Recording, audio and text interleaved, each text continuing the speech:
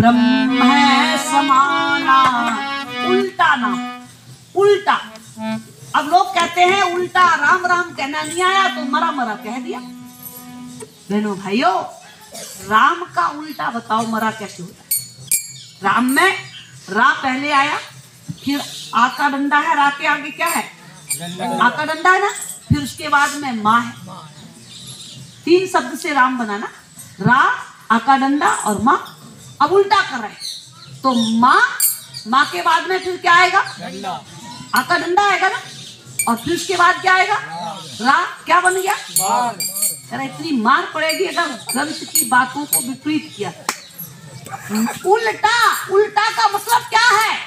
भागे जा रहे थे दुनिया की तरफ, उल्टा संत के वचन की चोट लगी तो बाहर जगत से उल्टा पलट गए, उल्टे हो गए।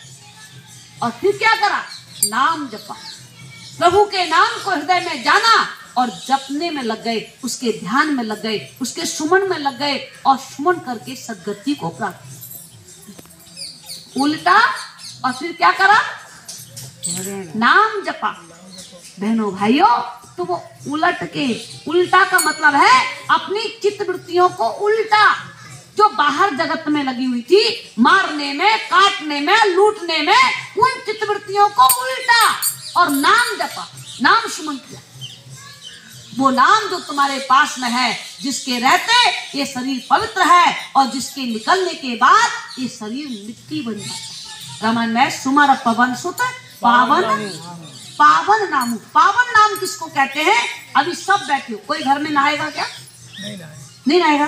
और वो अंदर वाला निकल जाए फिर नहाना पड़ेगा कि नहीं? तो बोलो पावन था कि नहीं था? पावन था ना। अंदर में है तो पवित्र बना हुआ, और निकल जाए तो कपड़े धुलेंगे, मकान धुलेगा, खाट हटेगी, बिस्तर हटेंगे, स्नान होगा, गंगा जल छिड़का जाएगा। अरे क्या हो गया? हो क्या गया?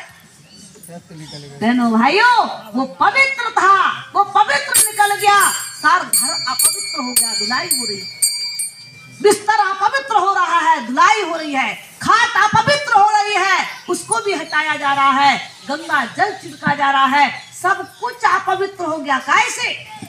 कैसे हो गया? वो पवित्र निकल गया।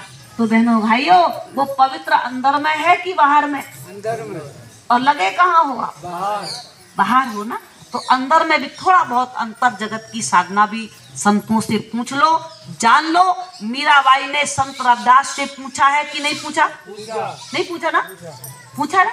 मीराबाई ने रविदास से पूछा, भिल्ली ने मतंग ऋषि से पूछा, और रामकृष्ण परमहंस से नरेंद्र नाथ ने पूछा, रामानंद जी से महात्मा कबीर ने पूछा, धर्मदास ने महात्मा कबीर से पूछा, और ध्रुव प्रहलाद ने नारद से पूछा। सबने पूछा। तुमने किससे पूछा?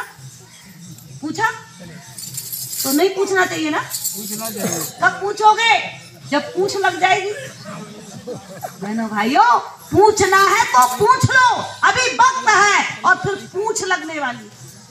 अगर वक्त से चूक गए तो भजन बिन बैल बिराने हुई हो, भजन बिन कुकर शुकर बने हो। तो बताओ, शुकर हो, कुकर हो, बैल हो, भजन बिन हो गए ऊंट बड़े, किसके पास पूछ नहीं है?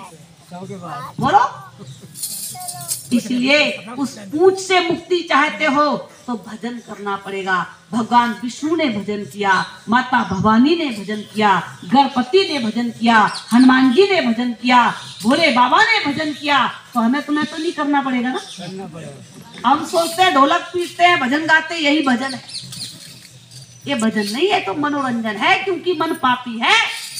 ये पापी मन, इसको चाहिए गाना बजाना, ये बहुत जल्दी काबू होने वाला नहीं है। बहनों भाइयों, ये केवल मन को रिझाने की चीज है, ये कल्याण की चीज नहीं है। कल्याण का चीज तो परमात्मा का नाम जो तुम्हारे हृदय में है, वो है कल्याण का। किसान सोच रहा है कि उस भजन को मैं मरते टाइम जान लूंगा तो यमराज नहीं आएगा, लेकिन क्या हुआ? एक दिन बीमार पड़ा, काल सिरहाने खड़ा दिखा। कहने लगे, भैया तुम तो कह रहे थे हम 4 चिट्ठी डाल के आएंगे, बता के आएंगे, और तुम बिना बताए आ गए। कह रहे नहीं, हमने तो बता दिया था। कह रहा कब बताया, हमें तो बताया नहीं। कह रहा देखो मेरी पहली चिट्ठी तुम्हारे आंख पे आई, तुम्हारी आंख बढ़िया देखती थी, मैंने